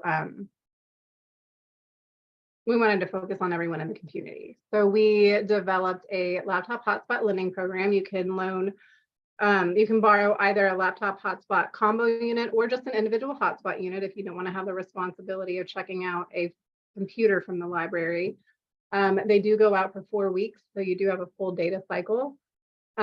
We got an initial grant to start this program up, and then we got a few more grants after that to increase our inventory supply because we found out pretty quickly we didn't have enough devices to meet demand for the program. So we were able to increase our inventory supply. We also got another grant to purchase accessibility hardware. So folks with developmental needs will be able to check out accessibility hardware to make these devices easier to use. So that's the program that we developed. We are kind of in this exciting transition mode with the program. And we are having a lot of conversations about sustainability. How can we sustain this program? You know, our doors are now open again. We are now operating on a much more regular schedule than we have before. So we do have access to computers inside the building where we didn't when we designed the program. We've boosted Wi-Fi in our parking lot. So now you can access the Wi-Fi in our parking lots after hours. And we all know that laptops have a shelf life. So we are in this moment of how can we continue the work that we've been doing, but in a more sustainable way. And we don't know what that looks like yet, but we're workshopping some ideas around.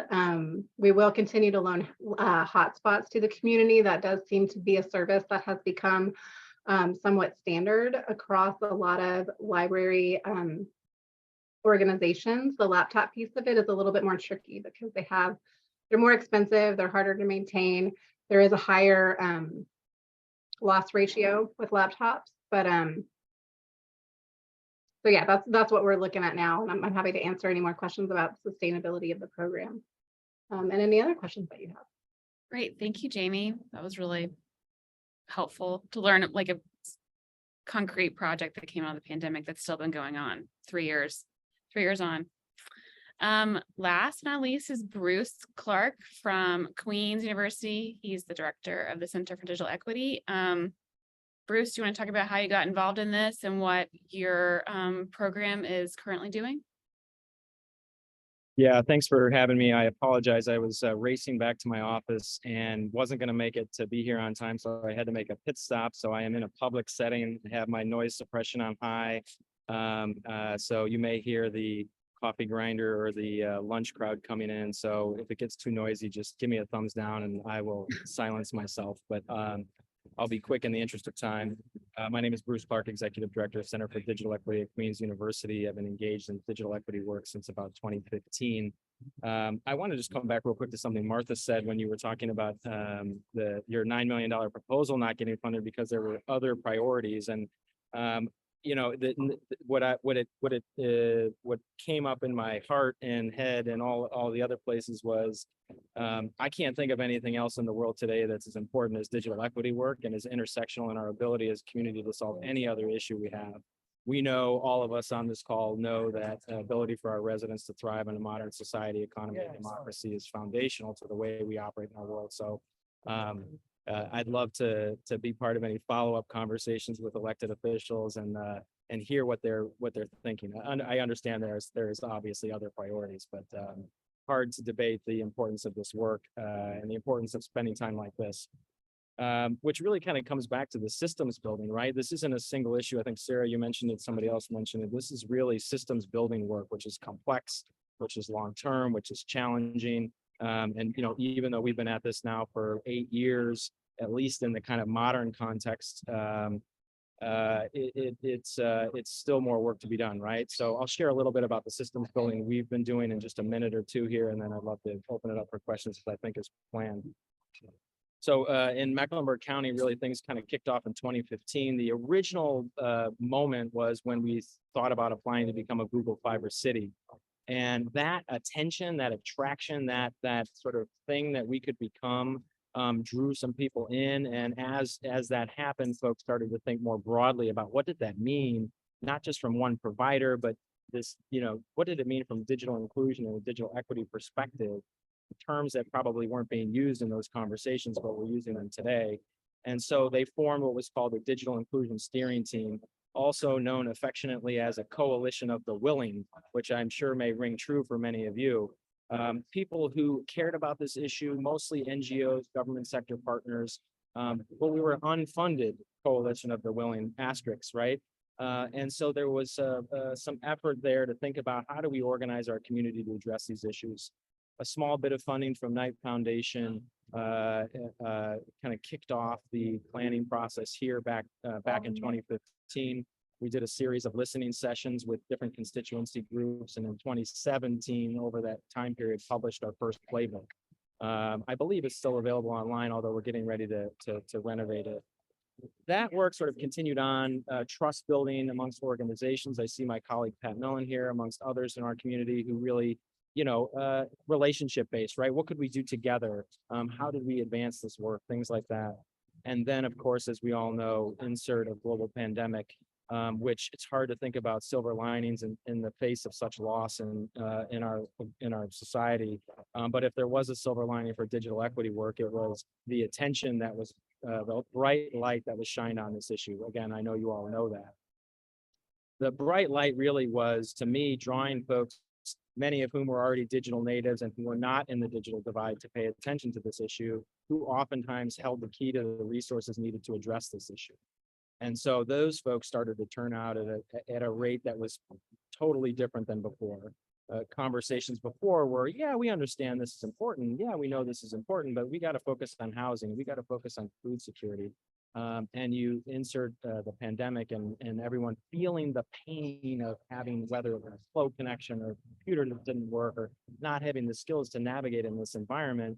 And we sort of had a common sense of what this meant. We could understand what our neighbors across town or on the other side of the tracks were feeling, so to speak. And so we use that as a galvanizing moment to address this issue in a way that was different than an unfunded coalition of the willing. And we looked at it very much in an entrepreneurial lens, which is how do we take advantage of this to be really just direct and transparent about it. So we sort of pitched this idea of creating the Center for Digital Equity, which was really a blending of our community.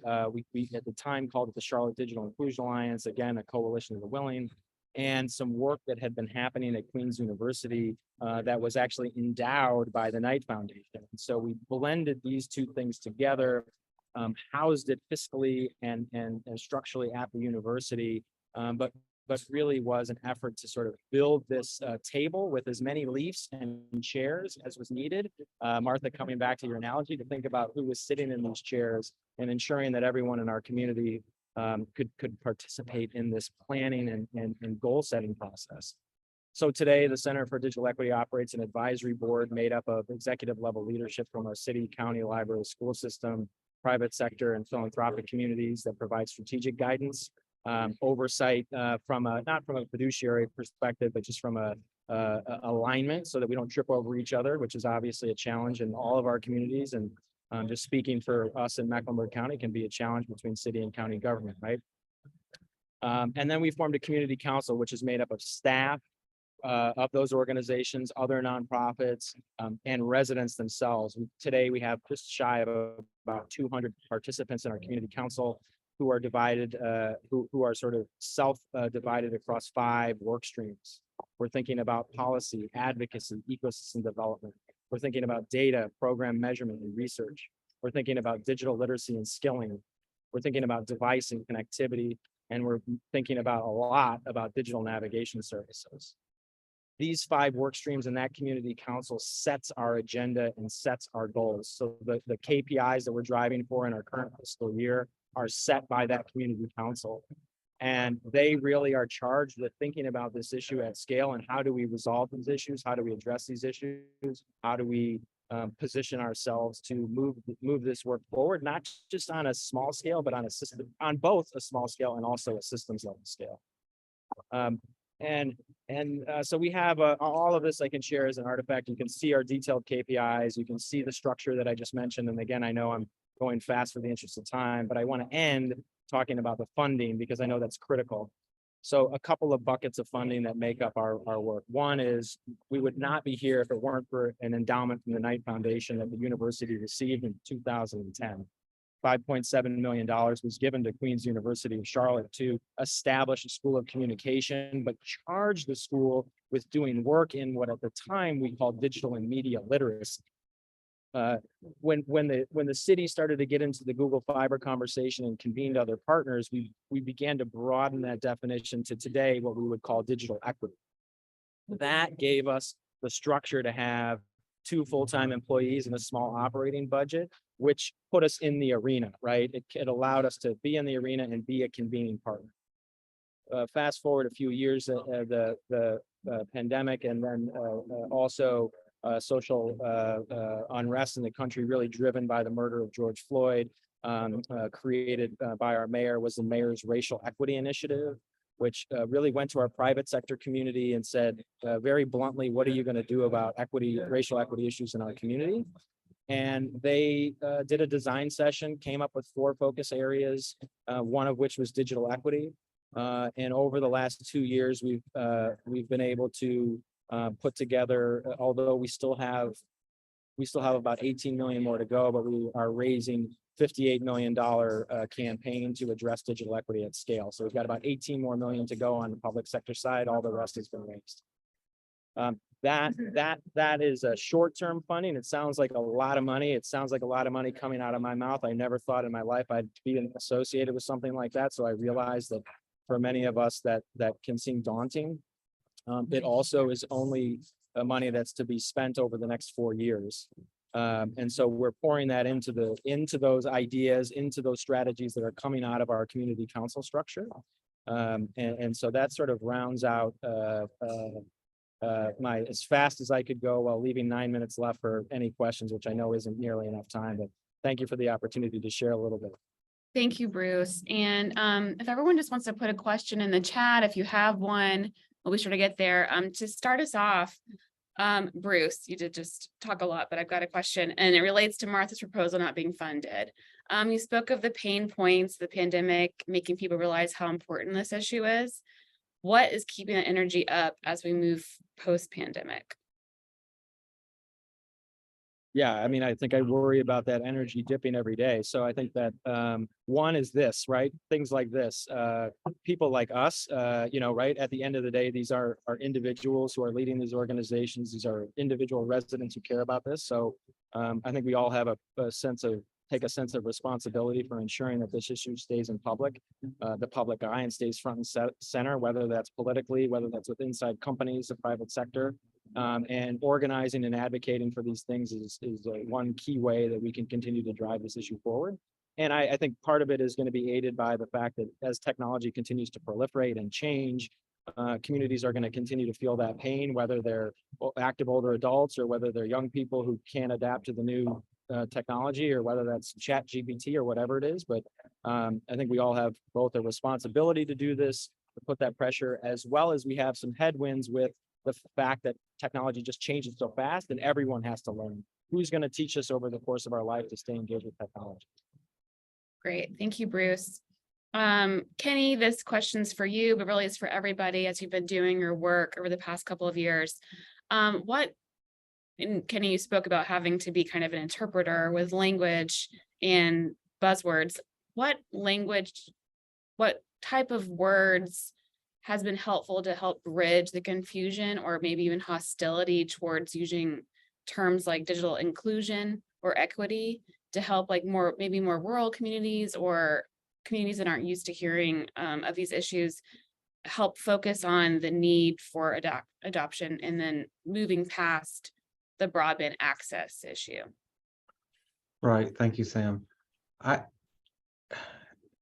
When you make a problem real to someone, they forget about all the other things that cloud their vision when their child can't get on the internet to do homework, when you have a doctor's appointment that you can't access because you don't have high-speed internet, all the political terminology, all that stuff goes away because it's real to you.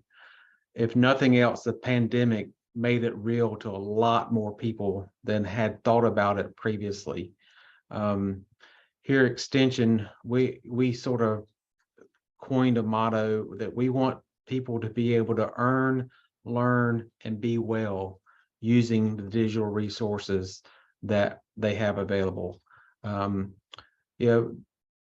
We want that digital transformation to happen in all of our communities, rich, poor, socioeconomic classes, all the different ways that people could use this technology to have equality, having access. So it goes beyond access, having the skills. There's a lot of there's data that shows that people that are in poverty, because they haven't had devices, are behind on the skills that are needed to function in a digital society. So there's a lot of effort, and needs to be more effort in helping people be able to earn, learn, and be well using those digital resources. And that's what we focus on is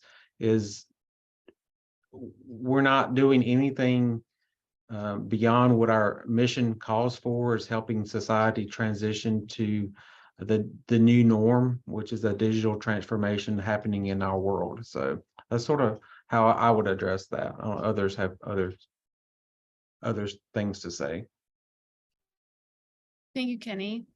Bruce, Martha, Jamie, thoughts on the language that you use, especially Jamie, as you try to find more funding for your devices. And you said now the hotspots are kind of a performa. Every library system is giving out hotspots now. And before pandemic, it was not the case. But as far as it goes to devices, what sort of language are you looking to ask for to get that support? I mean, I think Kenny said it really well. I mean, you really have to just bring it back to the people again, and exactly what this work is doing, how this program specifically, like what it's doing. And so we like to collect a lot of anecdotes and share a lot of anecdotes.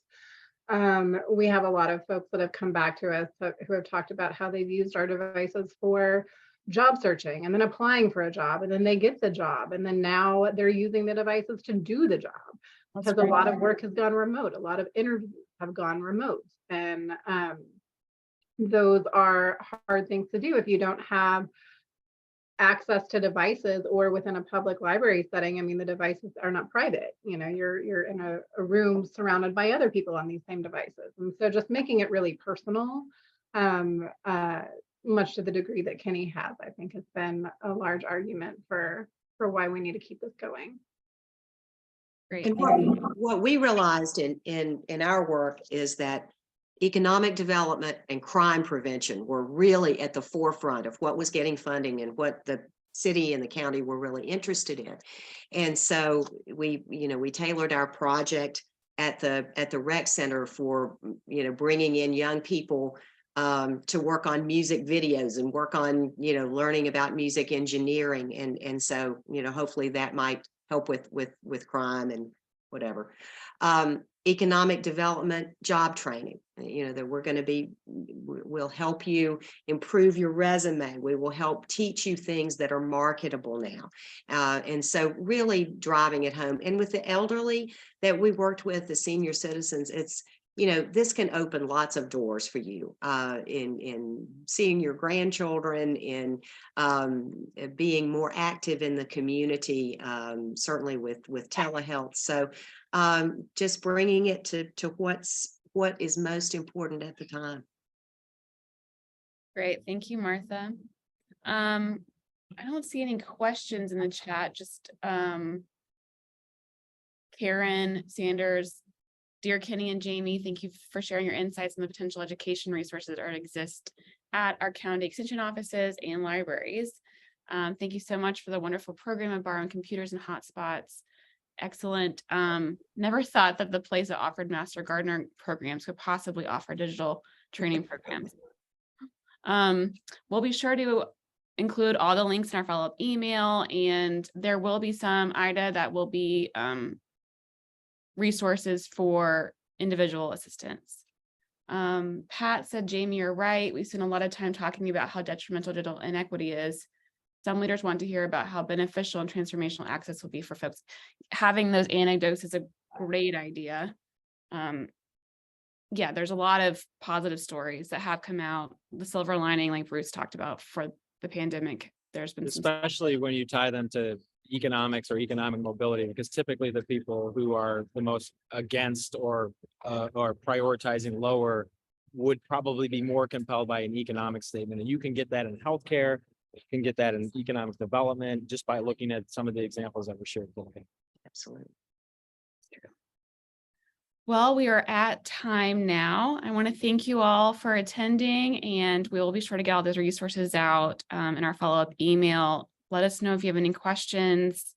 We hope you had a interesting and fun morning. We're so proud of our partners in West North Carolina who've been working very hard on these plans, and we're proud of our state. Like Paolo showed, North Carolina is leading the way, and it's all thanks to you guys. So thank you very much. We'll talk to you later.